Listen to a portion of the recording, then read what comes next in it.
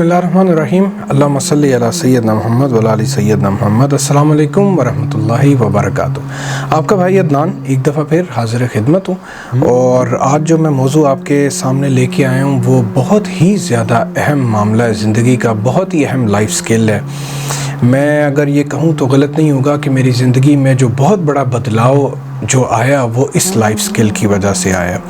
लोग इसको time management कहते हैं, लेकिन मेरी अब तक की समझ में हम शायद इसको टाइम मैनेजमेंट नहीं कह सकते, क्योंकि टाइम ऐसी चीज़ है जिसको आप क्या मैनेज करेंगे।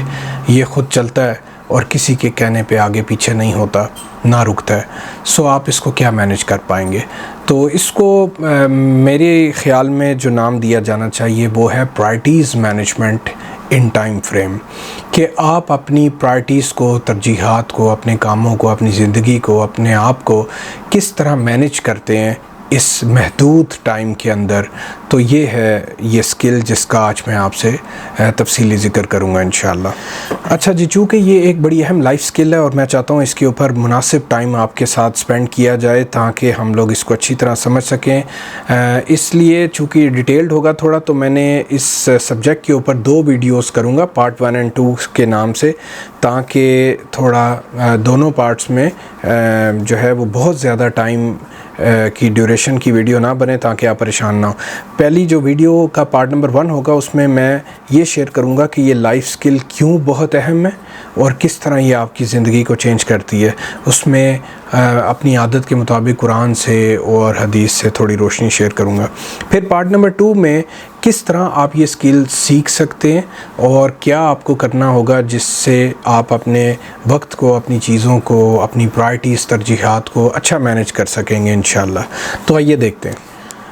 सबसे पहले आपसे ये शेयर करता चला जाऊँ कि ये मौजू और ये लाइफ स्किल क्यों बहुत ज़्यादा अहम है। नबी सल्लल्लाहु अलैहि वसल्लम की एक हदीस शरीफ है, उन्होंने फरमाया कि 2 नेमतें हैं, अक्सर लोग फरमाया इनके गलत इस्तेमाल की वजह से खसारे और घाटे में रहेंगे। और फरमाया वो कौन सी हैं? सेहत और फरागत।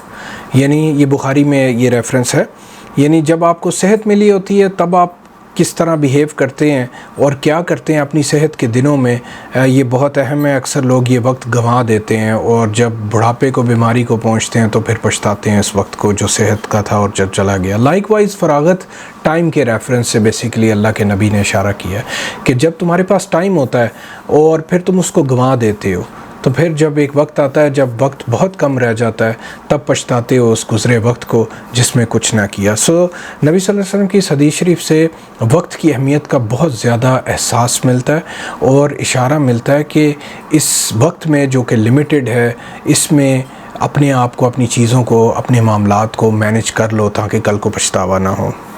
आपने मेरी जो अब हमने क़यामत के ऊपर वीडियो सीरीज़ की थी, 10-12 गालिबन वीडियोस थी, आपने अगर वो देखी हैं तो अच्छी बात है, नहीं तो वो ज़रूर देखें। पूरा कुरान इस चीज़ से भरा है। फरमाया कि एक वक्त है जो कि क़यामत का है और वो करीब है और वो आने वाला है और आपकी ज़िंदगियाँ ख़त्म हो जाएंगी और उस दिन हिसाब होगा और उसके बाद अनलिमिटेड टाइम के लिए आपको जन्नत या जहन्नम में भेज दिया जाएगा। सो ये सारा कुछ क्या ज़िक्र करता है? ये भी बेसिकली टाइम के लिमिटेड होने का, वक्त का एहसास दिलाता है जो अल्लाह ने कुरान में क़यामत के रेफरेंस से जितने मामलात का शेयर किया है। याद रहे कि ज़िंदगी में कोई भी नेमत जो आती है वो चली जाती है, वो लौट के फिर आ जाती है, जैसे कि मालो दौलत है और ये सब चीज़ें। लेकिन याद रहे वक्त एक वाहिद ऐसा रिसोर्स है जो आने के बाद जब चला जाता है तो ये मुड़ के वापस नहीं आता। सो दैट इज़ वाई ये बहुत अहम है कि इस चीज़ को, इस रिसोर्स को ज़ाया ना किया जाए।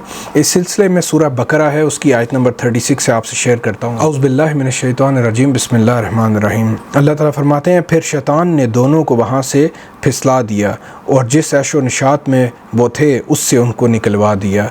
तब हमने उनको हुक्म दिया कि बहिश्त बरी से चले जाओ, तुम एक दूसरे के दुश्मन हो और तुम्हारे लिए ज़मीन में एक वक्त तक ठिकाना और माश मुकर्रर कर दिया गया है।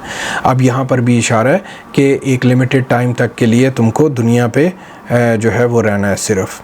اس سلسلے میں سورہ الانعام ہے، آیت نمبر 27، اللہ تعالیٰ فرماتے ہیں کاش تم ان کو اس وقت دیکھو جب یہ دوزخ کے کنارے کھڑے کیے جائیں گے اور کہیں گے کہ اے کاش ہم پھر دنیا میں لوٹا دیے جائیں تاکہ اپنے پروردگار کی آیتوں کی تکذیب نہ کریں اور مومن ہو جائیں۔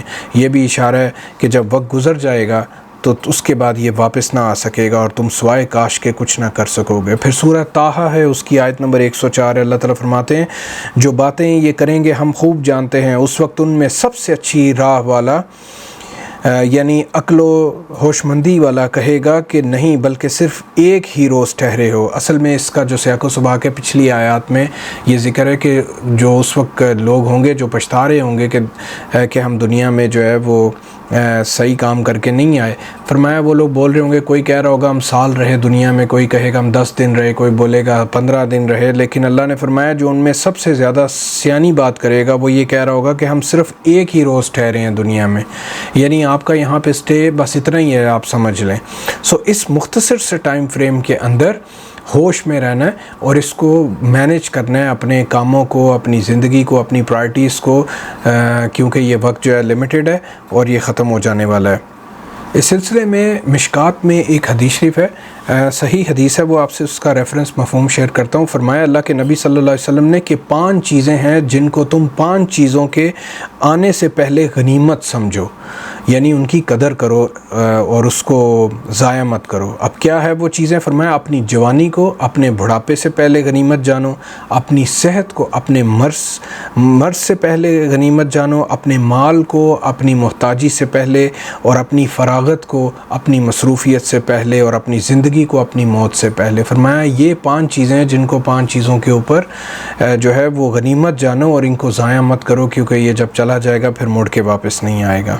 اب یہاں پہ آپ سے نبی اللہ کی صلی اللہ علیہ وسلم کی زندگی سے کچھ شیئر کروں۔ ان کی زندگی کے 63 سال جو گزرے، اس میں پہلے 40 سالوں میں نبوت کا کوئی معاملہ نہیں تھا، اور 40 سال کی عمر سے آنورڈ اللہ کے نبی کو اللہ نے نبوت جو ہے اس کا اعلان کیا اور اس کو ظاہر کیا لوگوں پہ، اور 40 سے 63 سال کی عمر کے بیچ میں صرف 23 سال ہیں، 23 ایئرس، اور ان تھوڑے سے سالوں میں، اس تھوڑے سے عرصے میں اللہ کے نبی نے آپ دیکھیں کہ کہاں سے جوہل کی انتہا جو تھی اس وقت کے عرب میں، کہ وہ اپنی بیٹیوں کے، آپ ان کی مینٹل حالت کا اندازہ لگائیں سچویشن کا، کہ وہ اپنی بیٹیوں کو جب پیدا ہوتی تھی تو زندہ دفن کر دیتے تھے، یہ ان کی دماغی حالت تھی۔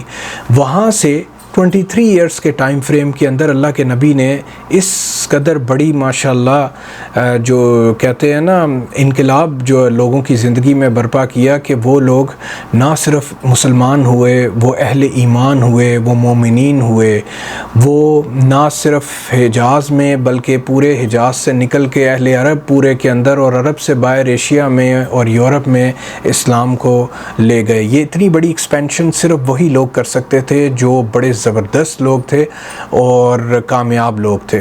اب یہ جو میں نے اشارہ کیا ہے نبی صلی اللہ علیہ وسلم کی زندگی سے، اب بے شک اللہ نے ان کو بہت بڑی ایسی چیزیں عطا کر کے بھیجا جن کو ہم سمجھ بھی نہیں سکتے۔